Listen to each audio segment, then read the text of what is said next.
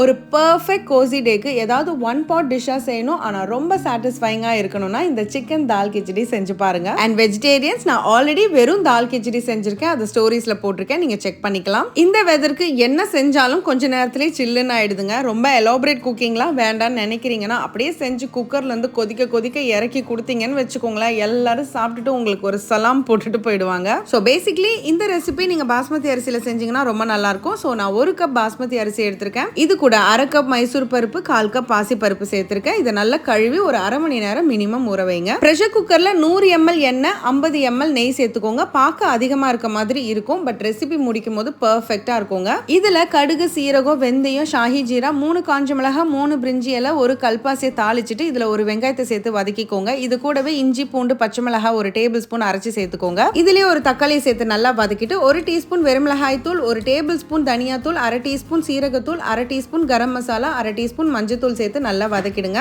இதுக்கு நான் 200 gram boneless chicken எடுத்திருக்கேன். கூடவே 1 டேபிள் ஸ்பூன் உப்பு சேர்த்துக்கோங்க. சிக்கன் வதங்கும் போதே ஒரு கை கொத்தமல்லி சேர்த்து நல்லா வதக்கிக்கோங்க, ரொம்ப ஃபிளேவர்ஃபுல்லா இருக்கும். ஸோ நான் 1 கப் அரிசிக்கு 3 கப் தண்ணி ஊற்றிருக்கேங்க. இது தலன்னு குழைவா வந்தாதான் நல்லா இருக்கும். நீங்க பாஸ்மதி அரிசி இல்லாம நார்மல் அரிசி யூஸ் பண்றதா இருந்ததுன்னா 4 கப் தண்ணி கூட தாராளமா ஊத்திக்கலாம். ஸோ தண்ணி கொதிச்சு அரிசி உள்ள சேர்த்து 4 விசிலுக்கு வேக வச்சு எடுத்துக்கோங்க. ஒரு முறை நல்லா கிளறிட்டு காஞ்ச வெந்தயக்கீரை 1 டீஸ்பூன், கை நிறைய தூளா கட் பண்ண கொத்தமல்லி சேர்த்துட்டு சுட சுட சர்வ் பண்ணுங்க. ரொம்ப ரொம்ப கம்ஃபர்டிங்கா இருக்குங்க. கண்டிப்பா எல்லாரும் ட்ரை பண்ணுங்க. ட்ரை பண்ணும்போது மறக்காம ஸ்டவ்வோடு சமைக்கும் போது கொஞ்சம் லவ்வோடு சமைச்சிங்கன்னா சுமாரா இருக்கிற சமையல் கூட சூப்பரா இருக்கும்.